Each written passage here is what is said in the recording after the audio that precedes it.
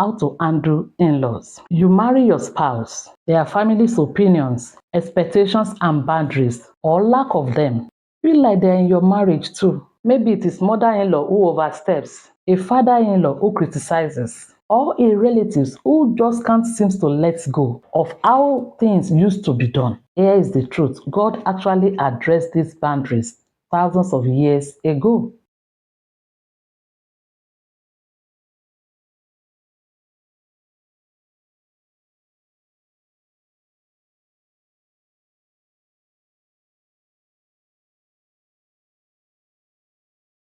Genesis 2:24 reads, "That is why a man leaves his father and mother and is united to his wife, and they become one flesh." Today, I'm walking you through how to handle in-laws tension biblically without disrespecting family, but without sacrificing your marriage either. Please let me clarify something. Honoring your parents and in-laws is biblical. So is protecting the boundaries of your marriage. This is not about cutting people off. It is about putting your marriage in the rightful place first. So let's go into it. Number one thing that we do is that understand the living and cleaving principle.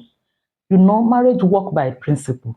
So understand the living and cleaving principle. Marriage requires a shift in primary loyalty. Your parents raised you, but now your partner is now your priority partner in life decisions. In Genesis 2:24 that we read, living and being united is not just physical, it is a reordering of priorities. For example, when you are deciding on something like finances, parenting, holidays, your spouse's input should outweigh your parents' own, even if it is hard to say to them. Number two, honor them without letting them rule you. You can respect your in-laws deeply while still disagreeing with them or setting limits. Honor doesn't mean obedience to every wish. Exodus 20:12 says, "Honor your father and your mother," and it applies to extended families too. But honor is shown through respect and grace, not by surrendering your marriage's autonomy. You can say, "We hear you, but we've decided to do it this way."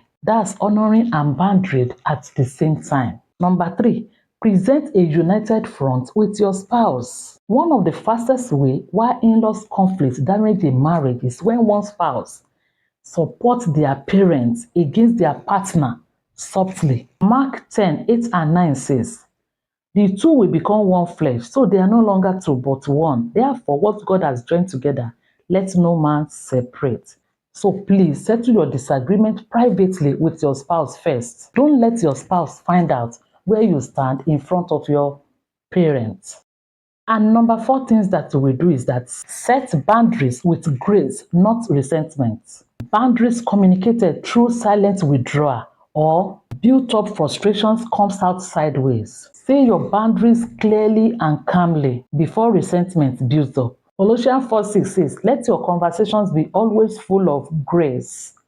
Let your conversations be always full of grace. You can tell your in-law, try spending time with you, but we also need to protect a space for this our little family. We hope you understand. We are not chasing you away, but do it prayerfully. Number five, don't let unresolved hurt turn into bitterness. If an in-law has truly hurt you or wronged you, the answer is not suppression, and it is also not long-time bitterness that poison every interactions. Hebrews 12:15 reads, "So see to it that no one falls short of the grace of God, that no bitter root grows up to cause trouble, that no bitter root grows up to cause trouble." So address the specific hurt directly and once calmly. Choose to release it instead of rehearsing it every time that person comes to you people to visit you people. You understand? You always mention what has happened 18 years ago. And number six, protect your marriage from triangulation. Sometimes in-law, intentionally or not, try to get information, take side, or insert themselves into your marriage private matter. So guard that space. Proverbs 4:23 reads, "Above all, guard your heart, for everything you do flows from it." This includes guiding your marriage private matters. Whatever is between you and your spouse stays between you and your spouse. Don't vent marital frustration to in-laws looking for an ally. You understand? You want them to support you. I want to go and report you, except if there is abuse. In a case of abuse, you have to let the people know that this is what is going on. And nobody will even ask you to stay where your destiny, where your life is being threatened, where they will kill you. It's different. But you and your partner, you have something that you want to do. You are planning something very that will help the family. You now carry it to go and tell your in-law.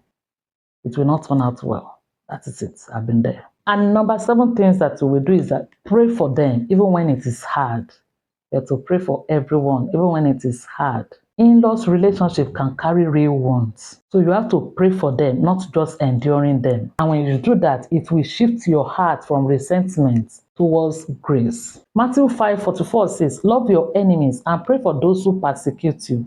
This applies broadly to any difficult relationship, including family. You pray to God to soften your heart towards them, that God should give you people wisdom to navigate this relationship well.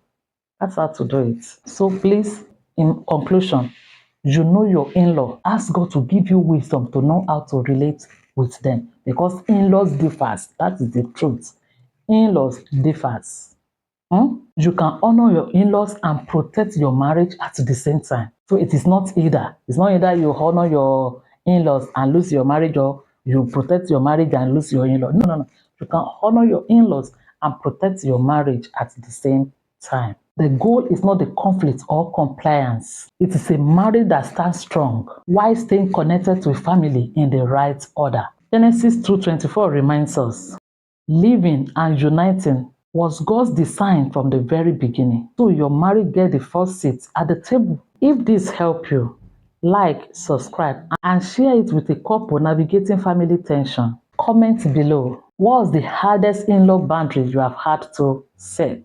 It doesn't matter what is the matter. You will matter where it matters in life, in the mighty name of Jesus. See you at the top. I love you. Shalom.